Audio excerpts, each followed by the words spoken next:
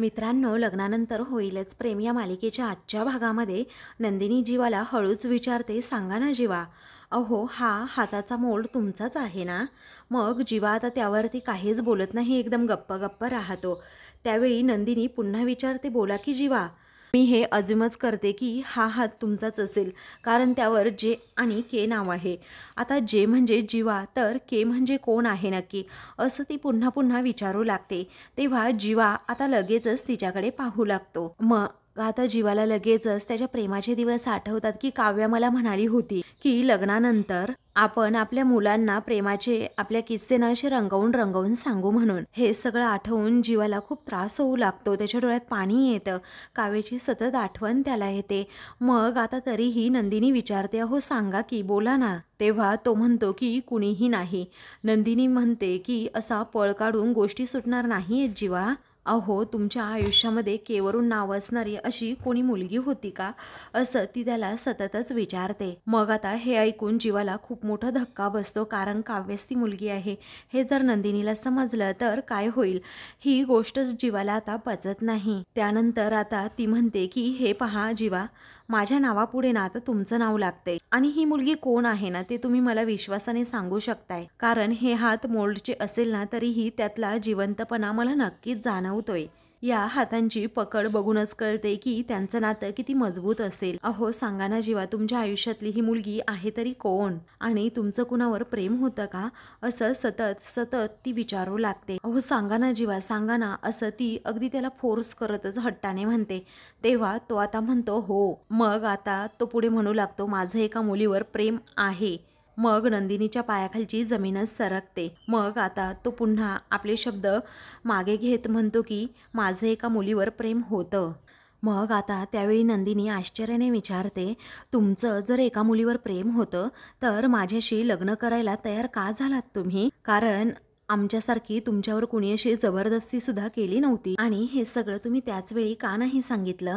तेव्हा जीवा म्हणतो, या प्रश्नांना आणि त्यांच्या उत्तरांना ना आता सध्या काही अर्थ नाही. मग त्यानंतर जीवा म्हणतो, त्या वेळची परिस्थिती सुद्धा खूपच वेगळी होती. मग आता त्याच वेळी नंदिनी म्हणते, पण त्या मुलीला ना खरंच खूप धक्का बसला असेल हे तुमचं लग्न झाल्याचं कळल्यावर, कारण तिचंही तुमच्यावर तेवढंच प्रेम असेल ना. तेव्हा तिचं प्रेम होतं ना तुमच्यावर, असं नंदिनी पुन्हा पुन्हा जीवाला विचारते. मग आता लगेचच जीवा म्हणतो, नाही, वन साइडेड प्रेम होतं हे, असं खोटं बोलून जीवा आता लगेच वेळ मारून नेतो आणि म्हणतो की एकतर्फी प्रेम होतं माझं तिच्यावर. अहो खूप जवळचे मित्र मैत्रीण होतो आम्ही, पण त्या मैत्रीलाच आम्ही प्रेम समजलो, आणि ही सगळी ना माझीच चूक होती. तेव्हा नंदिनी आता विचार करते आणि म्हणते, प्लीज प्लीज असं नका ना म्हणू तुम्ही. अहो एकतर्फी प्रेम असणं म्हणजे काही चूक नाहीये, पण असो.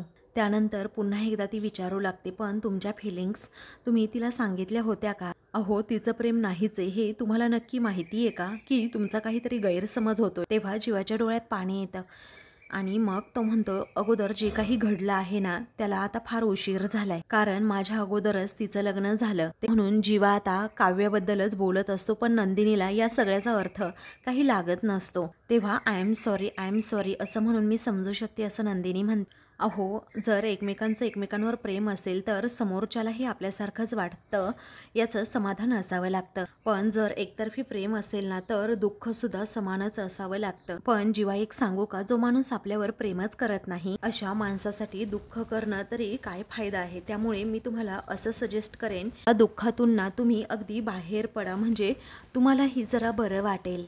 आणि तुमचे आईबाबा सुद्धा तुम्हाला असं दुःखी बघतात, त्यांनाही त्रास होत असेल ना, तर त्यांचाही थोडा विचार करा आणि या सगळ्यातून बाहेर पडण्याचा सुद्धा प्रयत्न करा. आणि मी सुद्धा तुम्हाला नेहमी हसत खेळत असं मस्करी करतानाच पाहिले, आणि तुम्ही ना अगदी तसेच छान दिसते. प्लीज बाहेर पडण्याचा प्रयत्न करा, आणि मी तुम्हाला यातून बाहेर पडण्याचा हेच काहीतरी सल्ला देईल आणि तुम्हाला मदत सुद्धा करेल की तुम्ही या प्रेम प्रकरणातून लवकरात लवकर बाहेर पडाल म्हणून. मग आता जीवाला काय बोलावं कळत नाही, तो नंदिनीकडे पाहतच राहतो.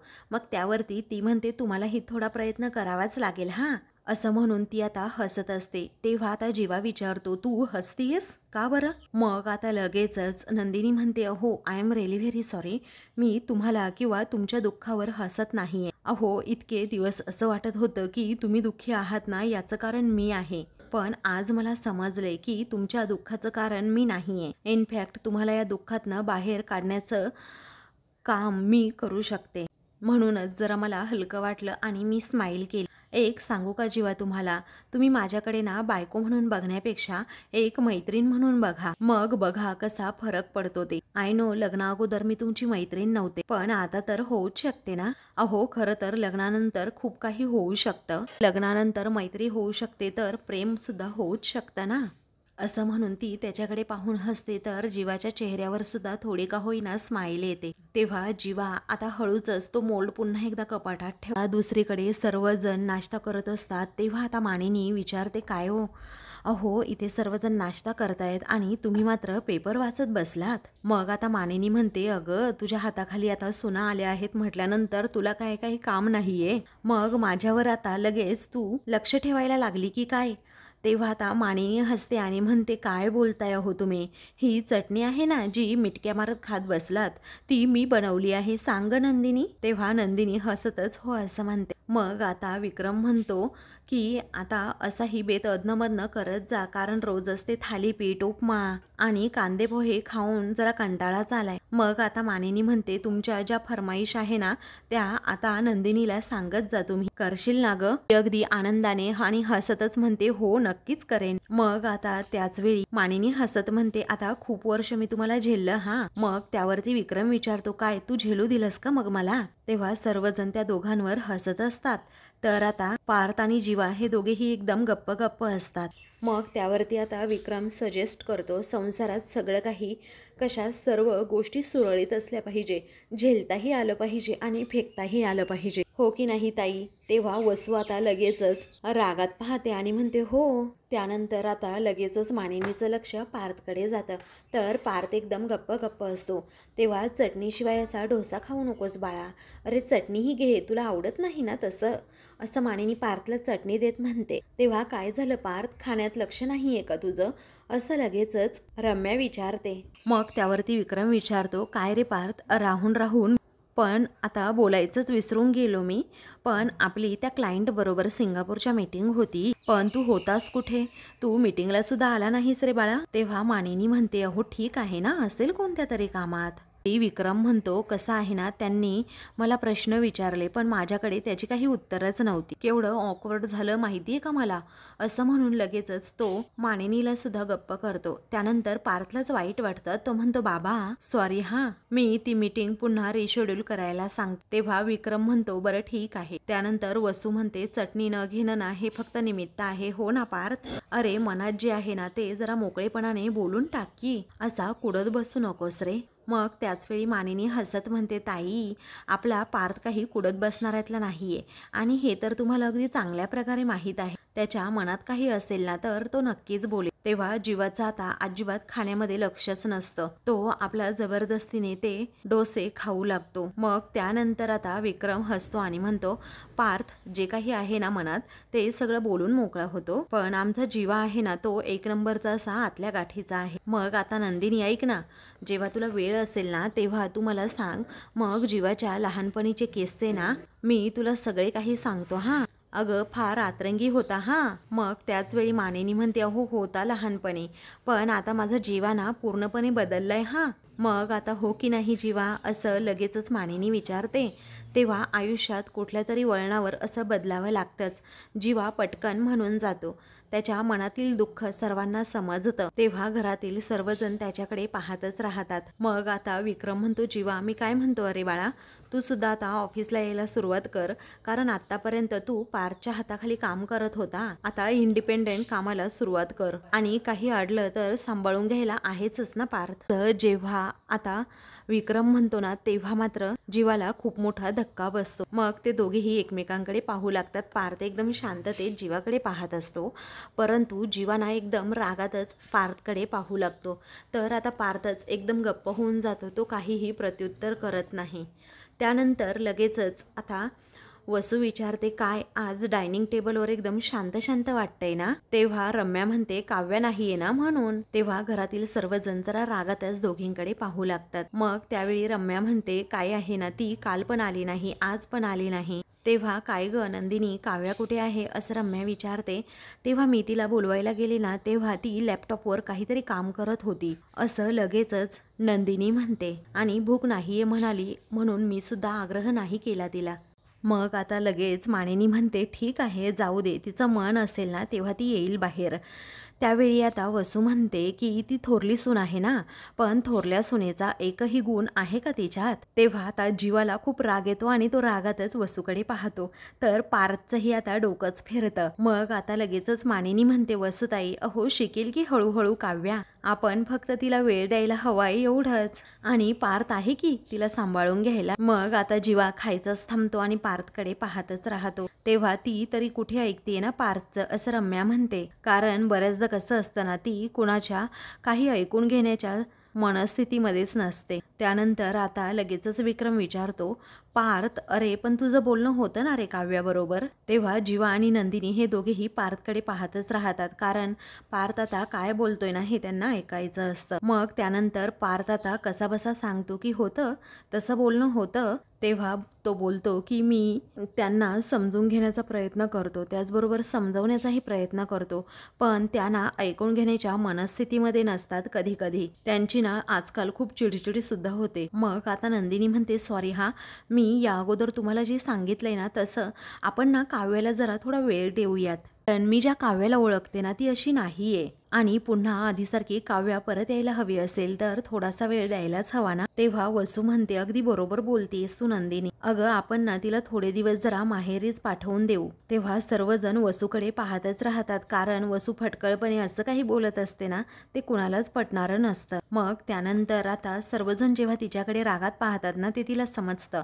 मग ती म्हणते की अगं फक्त थोडा वेळ, कारण तिलाही जरा मोकळा श्वास घेता येईल आणि आमच्या पार्थला सुद्धा इकडे थोडा वेळ सुद्धा मिळेल आणि त्यालाही मोकळा श्वास घेता येईल. आणि हे घर आता जसं शांत आहे ना तसंच शांत राहील. तेव्हा सर्वजण आता एकमेकांकडे पाहतच राहतात. त्यानंतर आता जीवाला खूप राग येतो. मग पुढे आता वसू म्हणते, आपण एक काम करूयात, तसंही तुझ्या आईला बरं वाटत नाही ना आणि काव्याजवळ असेल ना तर आईला सुद्धा तिची काळजी राहणार नाही मग, आणि तुझ्या आईलाही जरा बरं वाटेल, ती आईची सुद्धा खूप काळजी घेईल, हो नाही का असं वसू आता म्हणते. मग त्यावरती मानिनी म्हणते, काव्या स्वतःचीच काळजी घेण्याच्या मनस्थितीत नाहीये, मग ती तिच्या आईची काळजी तरी कशी घेईल. ते काय आहे ना काव्य, होईल ठीक, तुम्ही नका काळजी करू असं म्हणून मानिनी आता वसूलाच गप्प करते. मग त्यावेळी मानिनी म्हणते, आपण आज शारदावहिनींना भेटायला जाऊया हा. तेव्हा हो, माझं धनंजय बरोबर झालंय बोलणं, आपण जाऊन येऊच असं विक्रम म्हणतो. तेव्हा वसूसुद्धा म्हणते, हो या जाऊन, आणि बघा हार्ट अटॅक ना नक्की कशामुळे आलाय ते. तेव्हा सर्वजण आता एकमेकांकडे पाहत राहतात. कारण वसू असे टोमणे मारून बोलते ना ते कुणालाच खरं तर आवडत नसतं.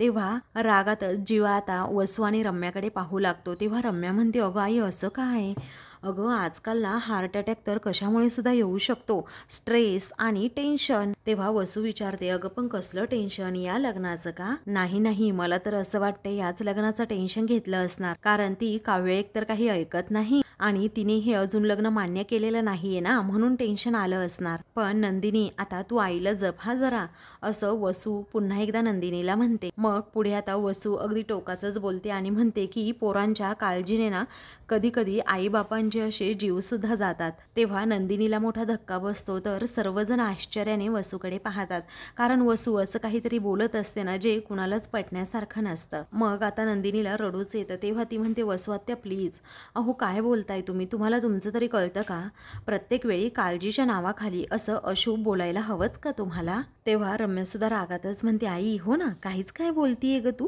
तुला शोभतं का असं बोलायला. मग आता लगेचच ती म्हणते, नंदिनी तू आईच्या बोलण्याकडे लक्ष देऊ नकोस हा, अगं तुझी आई ना लवकर बरी होईल, फक्त काव्या जरा, असं म्हणून ती पुन्हा काव्याच्या आता चुगल्या करू लागते.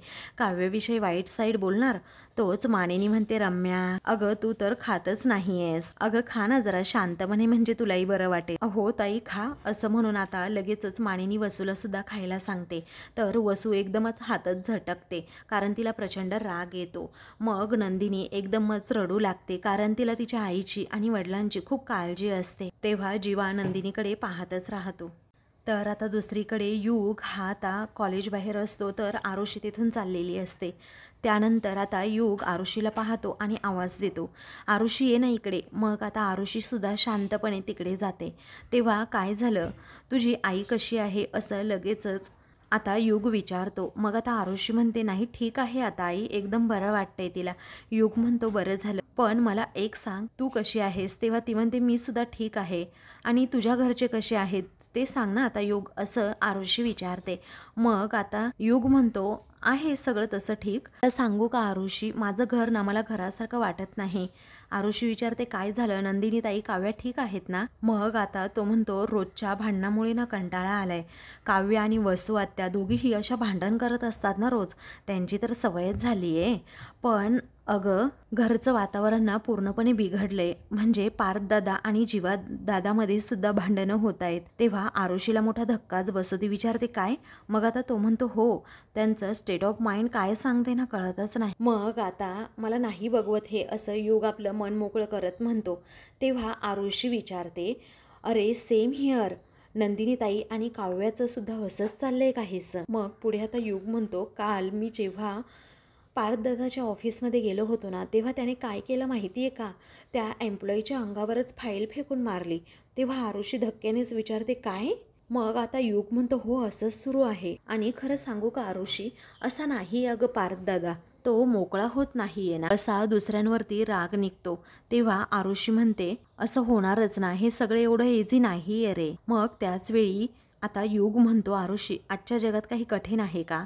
अरे घ्या ना डिवोर्स, तुम्हाला मान्य नसेल ना डिवोर्स घ्या आणि मोकळे व्हा ना, उगीच दुसऱ्यांच्या डोक्याला शॉट. मग आता आरू म्हणते की ज्या लग्नामुळे कुणीही खुश नाही आहे, हॅप्पी नाही आहे, त्या लग्नाचा एंडसुद्धा हॅप्पी होणार आहे का, तूच सांग ना. मग आता ती म्हणते, सर्वांनी डिवोर्सचा निर्णय घेतला पाहिजे, नाहीतर असं काहीतरी मॅजिक होऊ दे की सगळं काही अगदी व्यवस्थित होईल. तिकडे गावामध्ये गेलो आणि सगळ्या काही गोष्टी बिघडूनच गेल्या. तेव्हा युग म्हणतो, मे बी हे सगळं होणार होतं असं वाटतंय, बट आपण या विषयावर बोललो, आपण भेटलो, मला ना खरंच छान वाटलं जरा तुझ्याशी बोलून. मग मला हे सगळं बोलायला खरंच कुणी नाही आहे.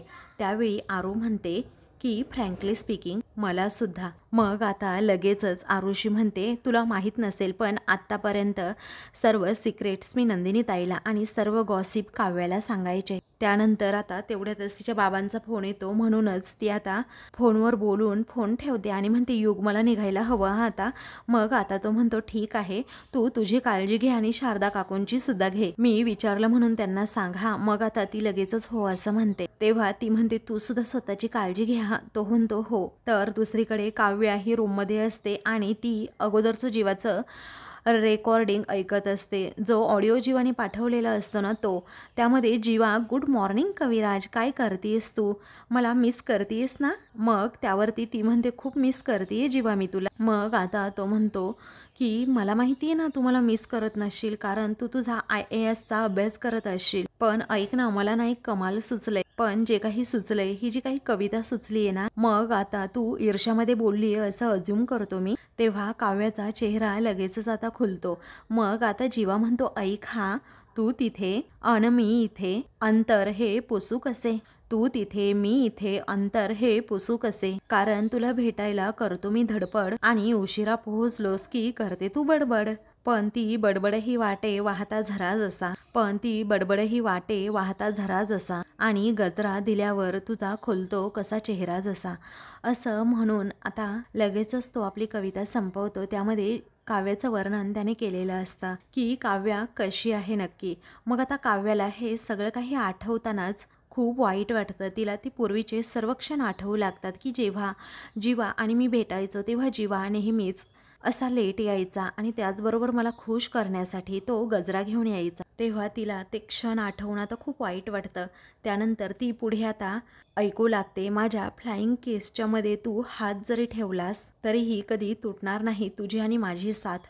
तेव्हा जीवाचा हा ऑडिओ ऐकून आता काव्याला अजूनच वाईट वाटतं, ती रडू लागते. मग आता तेवढ्यातच तेथे आता रम्या येते आणि दरवाजातच उभी राहते. पुढे आता काव्या ऐकू लागते, तू जिथे जिथे जाशील तिथे तिथे मी येईल आणि मी शेवटपर्यंत फक्त आणि फक्त तुझ्यावर प्रेम करत राहील. तेव्हा हे ऐकल्यानंतर आता काव्या एकदमच इमोशनल होते, तिला काही सुचत नाही. तेव्हा रम्या आता पुढे येत विचारते काव्या. तेव्हा काव्या आता एकदम ताडकन उठते, ती खूप घाबरते. तिला वाटतं रम्याने सगळं काही ऐकलं आणि ती रम्याकडे पाहतच राहते. तर आता मित्रांनो, पुढील भागामध्ये रम्या विचारते, काय ग पार्थ बरोबरचं हे जबरदस्तीने लावलेलं लग्न याचं काय करणार आहेस तू? तू निभावणार आहेस की संपवणार आहेस? मग एकदा का आई बरी झाली ना तर मी आमच्याबद्दल सर्वांना सांगून टाकणार, असं काव्या रागातच म्हणते. मग आता दुसरीकडे काव्याचं जे मंगळसूत्र असतं ना ते रम्या आता रूममध्ये घेऊन जाते आणि म्हणते की आई बघ ना, हे काव्याचं मंगळसूत्र हरवलंय. तेव्हा वसू खूपच खुश होते. तर आता दुसरीकडे नंदिनी विचारते, कुठे आहे मंगळसूत्र?